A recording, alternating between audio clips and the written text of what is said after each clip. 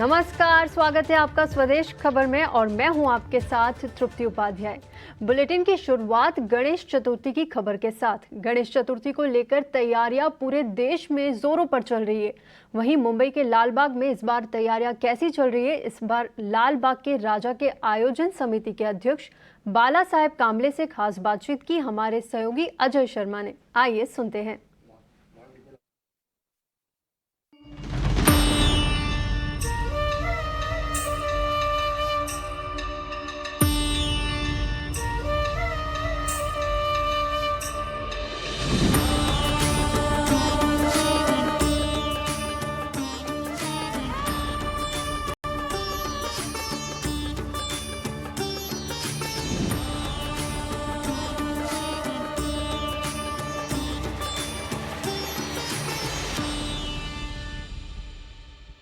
नमस्कार, आप देख रहे हैं ईटी नाउ स्वदेश। मैं हूं मुंबई के लालबाग एरिया में। जी हां, ये वही लालबाग है जहां लाल बादशाह राजा महाराज की मूर्ति लगती है। लाखों लोग आते हैं उनसे आशीर्वाद लेने के लिए। और मेरे साथ आज लाल बादशाह राजा के ऑर्गेनाइजिंग कमेटी के अध्यक्ष मिस्टर बाला साहेब कामले आज जुड़ रहे हैं बातचीत करने के लिए। बाला जी नमस्कार, बहुत बहुत शुक्रिया हमसे बात करने के लिए। मैं देख रहा हूँ कि यहाँ पे सारी दुकानें सजी हुई हैं, माल से खचाखच भरी हुई हैं, तैयारी चल रही है लाल बादशाह राजा की पूजा पाठ की। बताइए इस बार कैसी तैयारी है? लालबाग का राजा सार्वजनिक गणेशोत्सव मंडल हमारा ये 19th ईयर है, 90 साल हो गए इस मंडल को। यहीं पे जहाँ पे आप लालबाग के राजा की मूर्ति प्रतिष्ठापना होने जा रही है, तो 1934 में ये यहाँ पे पहला गणपति बापा की मूर्ति प्रतिष्ठापना हुई थी। और अभी ये 90 साल के बाद आज जो हमारा 19वां साल है, उसमें बहुत बड़ी जोश जल्लोश और उत्साह से हम लोग काम कर रहे हैं। तैयारी ऑलमोस्ट यहाँ पे अभी हम लोग बोलते फाइनल स्टेप में आ गई है। और कुछ ही दिन में मीन्स 19 सितंबर को बापा का मूर्ति यहाँ पे अपना हिंदू धर्मशास्त्र परंपरा के पूजा अनुसार यहाँ पे बिठाई जाएगी, जो कि हर जगह से यहाँ पे लाखों करोड़ों भाविक हर दिन आते हैं, तो उनका दर्शन अच्छा होना चाहिए। इसको मद्देनज़र रख के हमने पूरी व्यवस्था भी कर चुकी है। कामले साहब, हमारी जानकारी के अनुसार पिछले साल 15-20 लाख फुटफॉल रोज़ हुए थे। क्या इस बार भी आपको इतना हर्षोल्लास नज़र आता है? यस ऑब्वियसली, क्योंकि क्या है 2020 और 2021 में गणेशोत्सव का माहौल थोड़ा कम था। 2020 में तो गणेशोत्सव हुआ ही नहीं था, बापा की मूर्ति यहाँ पे नहीं थी। उस टाइम पे हमने आरोग्य उत्सव मनाया, जो कि उस टाइम की ज़रूरत थी। लेकिन अभी 2 साल के बाद जो उत्सव होने जा रहे हैं, लास्ट ईयर भी ऐसा ही उत्सव हुआ था, वो भी कोविड के बाद आया था। तो 2021 में जितना भीड़ हुई थी, कम से कम दिन में 15 से 20 लाख भाविक यहाँ पे आते थे लालबाग का राजा के दर्शन के लिए। तो ये साल तो हमें ऐसा माहौल लग रहा है कि हर जगह हर्षोल्लासित है और बहुत ज़्यादा पैमाने से लोग आएंगे। और उसी को सामने रख के कि हर एक भाविक का दर्शन अच्छा होना चाहिए, सुरक्षित अपने घर जाना चाहिए, अपने फैमिली के साथ आना चाहिए, ऐसा हो। ये बताइए कि कहा जाता है कि ये जो बप्पा हैं, जो लाल बादशाह राजा बप्पा हैं, उनको मन्नत का भगवान बोला जाता है। ऐसे तो बप्पा की मूर्ति और उनकी पूजा पाठ पूरे महाराष्ट्र में होती है, पूरे देश में होती है, बट ये मन्नत के बापा की कहानी थोड़ी सी बताइए। ऐसा है कि 1934 में जो जहाँ उस टाइम की जो परिस्थिति थी, तो अब जो ये मार्केट आप देख रहे हैं यहाँ पे, ये पूरा सजा हुआ मार्केट है। यहाँ पे हर चीज़ मिलती है, मसाला मार्केट है, खाने की चीज़ है, पूजा के साहित्य मिलते हैं। यहाँ पे बाजू में हमारा फिश मार्केट भी है। तो 1934 में ऐसी सिचुएशन थी कि यहाँ पे ये मार्केट नहीं था। तो जो फिशर लोग हैं, उनकी एक मन्नत थी कि उनके लिए एक अच्छा मार्केट होना चाहिए था। तो 1932-34 से उनका ऐसे मन की इच्छा थी कि हमारे लिए कुछ जगह होनी चाहिए। और ये जो मार्केट आप देख रहे हैं, ये 1934 में यहाँ पे डेवलप हो गया। तो तभी से ऐसे लोगों की श्रद्धा है कि मानना है कि भगवान लालबाग का राजा के पास हम लोग जो इच्छा प्रदर्शित कर दे, तो हमारी श्रद्धा के अनुसार वो पूरी होती है। हमने हमारे ऑफिस से भी बहुत बड़े फ़ैन हैं बप्पा के। इनफैक्ट आज मैं जब आपसे बात करने के लिए आ रहा था, तभी मुझे मेरे कुछ सहयोगियों ने बताया कि हमारी मन्नतें वहाँ पूरी हुई हैं और आप जाके हमारे लिए भी हाथ जोड़ के आइएगा।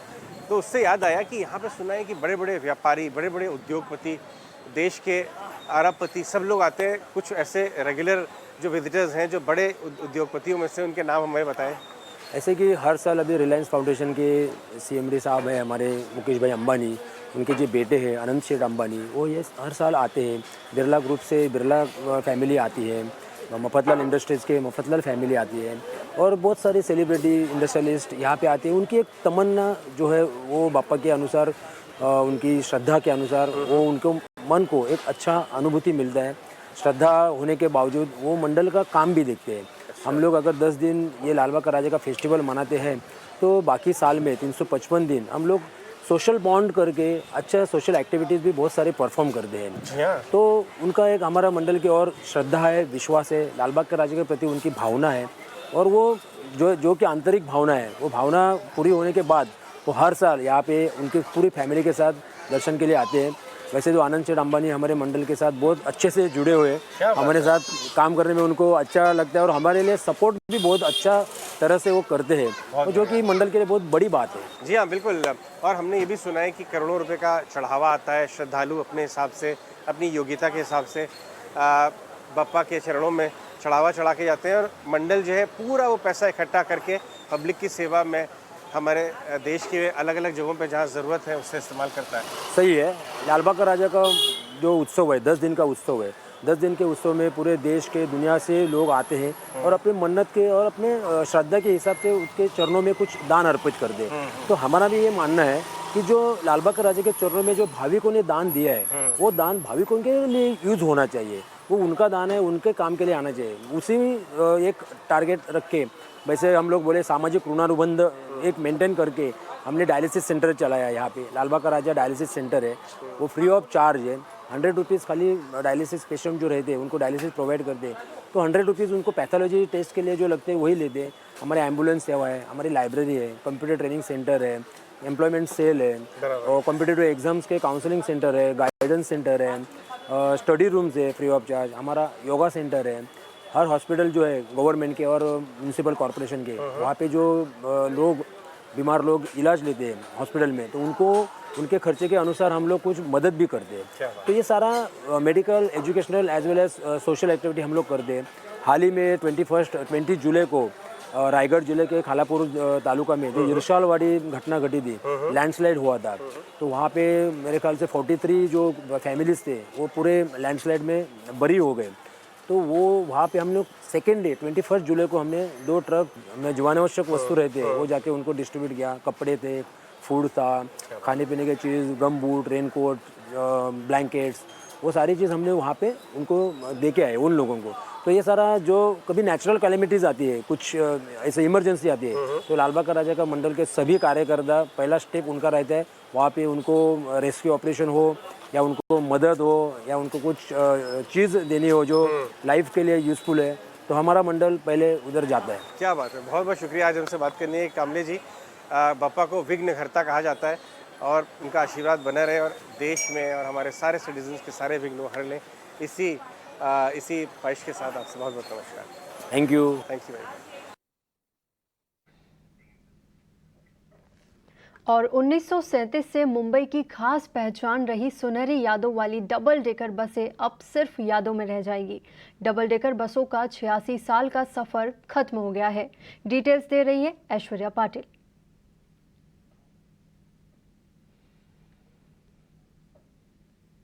आज आखिरी बस है, डबल डीजल रन आखिरी बस है डबल डेकर का। तो ये ऐसा था कि नहीं, ये आज का मौका नहीं छोड़ना है। आपके लिए कैसे इमोशंस है? मेरा आधे से ज्यादा चाइल्डहुड गया इसके अंदर, इसके लिए। और वो एक ऐसा होता है कि मेमोरीज रहनी चाहिए हमारे साथ, इसके लिए।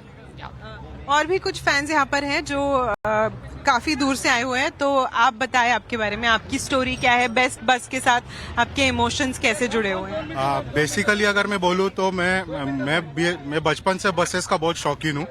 जब भी मैं मुंबई आता था तो ये डबल डेकर बस में फ्रंट सीट के लिए तो खास मारामारी होती है, क्योंकि फ्रंट सीट का जो ऊपर का डेक है इसमें जो व्यू आता है वो अभी की जो नया बसेस है वो देखने को बिल्कुल मजा नहीं है, क्योंकि अभी के जो नया बसेस है वो पूरा क्लोज्ड विंडोज है। ये तो कैसा है, ओपन है, तो नेचुरल एयर जो है वो एकदम सामने से आ रहा है। ये आपके लिए कैसा इमोशन है? कुछ लोगों के लिए बहुत दुख भरी बात है और बहुत सारे लोगों के लिए खुशी भी है कि हाँ, मतलब उनको एक लास्ट राइड मिल रही है। तो आपके लिए कैसा इमोशन है? एक्चुअली मैडम, हमारे लिए दुख की बात है, ये जैसे कि हमारा कोई परिवार का सदस्य जा रहा हो, लेकिन मैं प्रशासन से यही विनती करूंगा, रिक्वेस्ट करूंगा कि वो जैसे गाड़गे पाटिल ट्रांसपोर्ट है, उन्होंने जैसा अपना पहला गाड़ी शोरूम में रखा है, वैसा ये लास्ट बस है वो प्रशासन ने शोरूम में रख दिया तो अच्छी बात है मेरे लिए। आपके वही है, मेरा भी वही, हम लोग दोनों एक ही गाड़ी में काम करते हैं। बहुत दुख की बात है। मेरे को टोटल 28 साल हो गया है। जब 1937 में बेस्ट बसेस की रेड डबल डेकर स्टार्ट हुई थी, तब 900 की फ्लीट थी और कुछ ऑपरेशनल लॉसेस के वजह से इन फ्लीट को कम किया गया धीरे धीरे। और हमने देखा है कि बहुत सारी पुरानी फिल्मों में कई सारे ऐसे सॉन्ग्स भी है, कई सारी मूवीज है जो सिर्फ बेस्ट बसेस के सराउंडिंग बनाई गई है। तो एंड ऑफ एन एरा इसे कहेंगे। मैं हूँ ऐश्वर्या पाटिल, ईटी नाउ स्वदेश के लिए। बढ़ते हैं आगे। भारत मंडपम में G20 समिट हुआ और वहां की भव्यता को दुनिया ने देखा। भारत मंडपम के बाद पीएम मोदी दिल्ली को एक और गिफ्ट देने जा रहे हैं। प्रधानमंत्री कल द्वारका में बने India international convention and expo centre यानी IICC को राष्ट्र को समर्पित करेंगे। इस कन्वेंशन सेंटर को यशोभूमि नाम दिया गया है। कैसा दिखता है यशोभूमि, जायजा लिया हमारी संवाददाता भावना ने। G20 समिट भारत मंडपम की भव्यता दुनिया भर से आए लोगों ने देखी। राजधानी दिल्ली के द्वारका 25 में एक वर्ल्ड क्लास कन्वेंशन सेंटर बनकर तैयार हो चुका है। इंडिया इंटरनेशनल कन्वेंशन और एक्सपो सेंटर ठीक मेरे आप पीछे देख सकते हैं, जिसके पहले फेज का उद्घाटन पीएम नरेंद्र मोदी के हाथों हो सकता है रविवार को किया जाए। लिहाजा आप ये देख सकते हैं जोरों शोरों से यहाँ पर तैयारी चल रही है और ये वर्ल्ड क्लास कन्वेंशन सेंटर है जिसे 2 फेज में तैयार किया जा रहा है। ये करीब अगर बात करें IGI एयरपोर्ट से 10 किलोमीटर की दूरी पर तैयार किया गया है। ठीक भारत मंडपम की तरह ही ये होगा, या कह सकते हैं ये उससे भी बड़ा कन्वेंशन सेंटर है जो करीब 3 lakh square meter indoor area में तैयार हुआ है और इसे बनाने में करीब 25,703 करोड़ रुपए की लागत लगी है। अगर बात करें IICC में तो office space, retail space, hotel room के अलावा कई एग्जीबिशन हॉल होंगे, कन्वेंशन सेंटर होंगे और यहाँ पर आप देख सकते हैं कि करीब अगर बात करें तो 225 एकड़ में ये बनकर तैयार हुआ है। इसके पहले चरण में अगर बात करें जो इसका उद्घाटन 17 सितंबर को पीएम मोदी कर सकते हैं।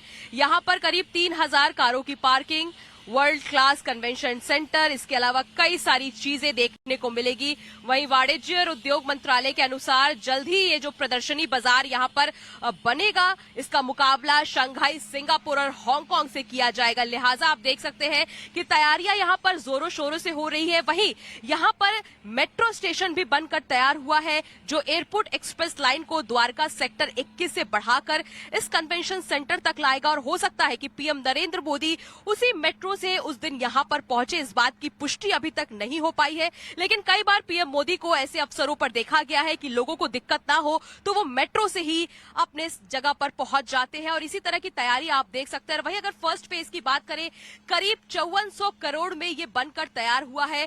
प्रधानमंत्री नरेंद्र मोदी का जन्मदिन 17 सितंबर को है और इस दिन विश्वकर्मा योजना के तहत कामगारों के लिए इस योजना की शुरुआत की जा रही है, जहां पर ये लॉन्च किया जाएगा और बड़े तादाद में अगर बात करें तो जिस तरह से कामगारों को आर्थिक लाभ पहुंचाया जाएगा जिससे उनके लिए भी आगे जाकर वो अच्छा काम कर सके और इसकी तैयारी भी जोरों शोरों से की जा रही है। वहीं दूसरी तरफ इस कन्वेंशन सेंटर की बात करें तो आप देखिए कि ये कितना ज्यादा भव्य है और बहुत बड़ा है। भारत मंडपम के भी मुकाबले अगर बात करें तो इस कन्वेंशन सेंटर को उससे भी ज्यादा बड़ा माना जा रहा है और फर्स्ट फेज की शुरुआत अगर बात करें तो जल्द ही की जाएगी। इसमें करीब 6000 लोगों की बैठने की जगह है। इसमें एक बड़ा वीडियो वॉल, VIP लॉन्च, कई सारे मीटिंग रूम, स्काई लॉबी और एक बहुत बड़ा बॉल रूम है, कई कैफेज हैं और इसमें आप तस्वीरें देख सकते हैं कि इसमें कई सारे एग्जीबिशन सेंटर्स और कई सारे ऐसे हॉल्स बनाए जाएंगे जहां पर कई बड़े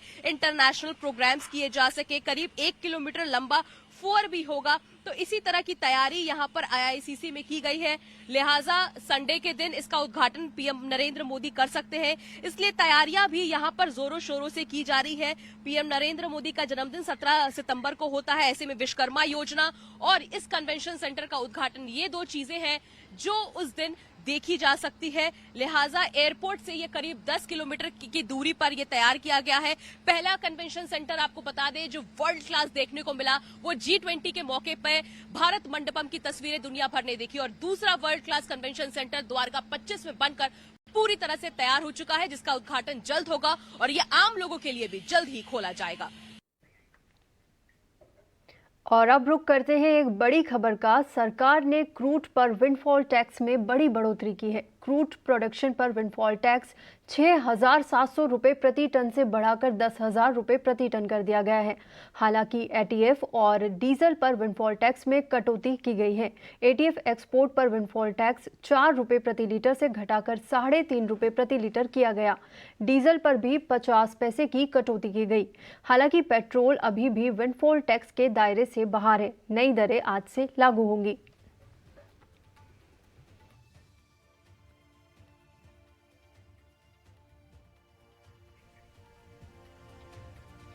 और फिलहाल वक्त है एक छोटे से ब्रेक का। ब्रेक के बाद खबरों का सिलसिला जारी रहेगा।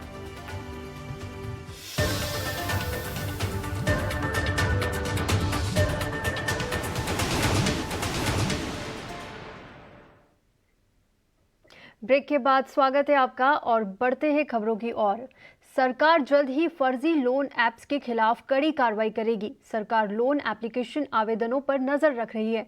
ज्यादा जानकारी दे रहे हैं हमारे सहयोगी समीर दीक्षित। डिजिटल नागरिकों के हितों की सुरक्षा के लिए और साथ ही फर्जी लोन एप्लीकेशन के खिलाफ सरकार जल्द ही बड़ा एक्शन लेने की तैयारी कर रही है।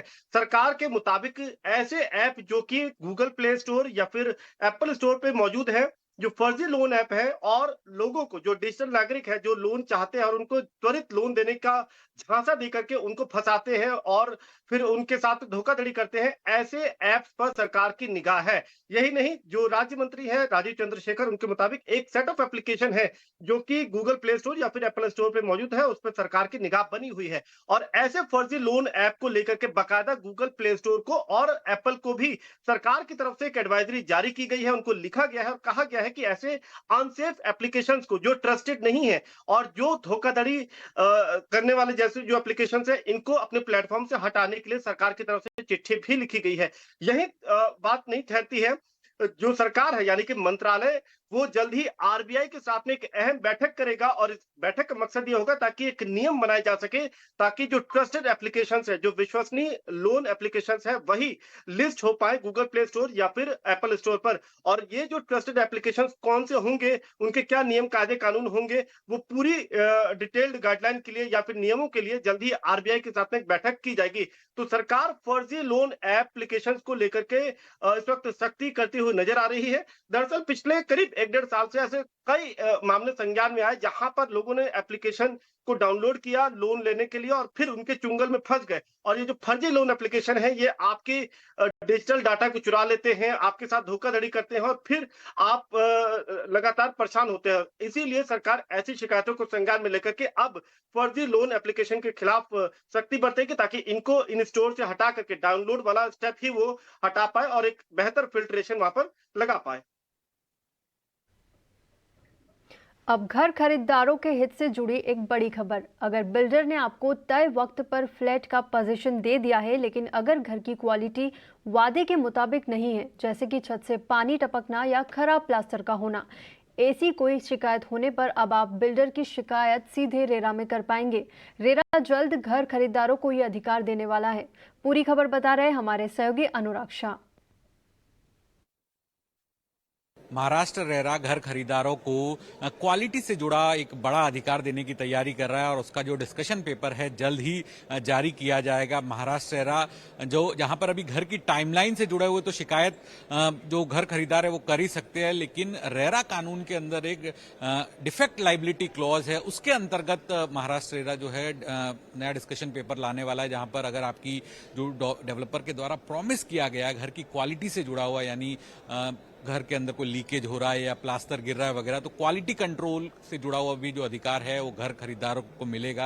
और इसको लेकर जो डिस्कशन पेपर है महाराष्ट्र रेरा की तरफ से जल्द जारी किया जाएगा और उसके बाद जो सभी पक्षकार है, डेवलपर, बिल्डर और बाकी तमाम जो होम बायर्स है, उनके सुझावों के साथ नियम लागू किए जाएंगे। तो इससे फायदा ये होगा कि टाइम पे अगर घर मिल भी जाता था, लेकिन जो बिल्डर के द्वारा प्रॉमिस किया जाता था, दावा किया जाता था क्वालिटी को लेकर, वो जो घर खरीदारों को नहीं मिल पाती थी, तो इस क्लॉज के बाद, इस नियम के बाद उससे जुड़ा हुआ भी अधिकार जो है वो घर खरीदारों को मिल पाएगा। आरबीआई ने अपर लेयर एनबीएफसीज की सूची जारी की है, जिसमें 15 बड़े एनबीएफसीज के नाम शामिल है। ये सूची बनाने का मकसद क्या है और अपर लेयर एनबीएफसीज के आगे के लिए क्या नियम होंगे, ये समझने के लिए पूजा हमारे साथ जुड़ गई है। बताइए पूजा, ये नई सूची बनाने का मकसद क्या है और क्या आगे नए नियम होंगे?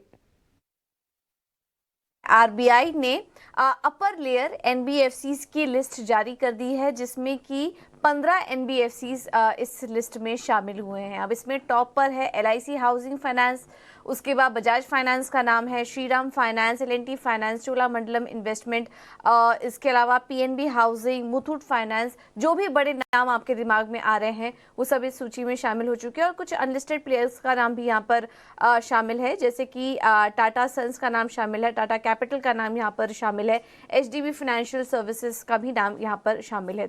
आरबीआई ने अक्टूबर 2022 में कंपनियों के साइज के हिसाब से रेगुलेशन बनाए थे।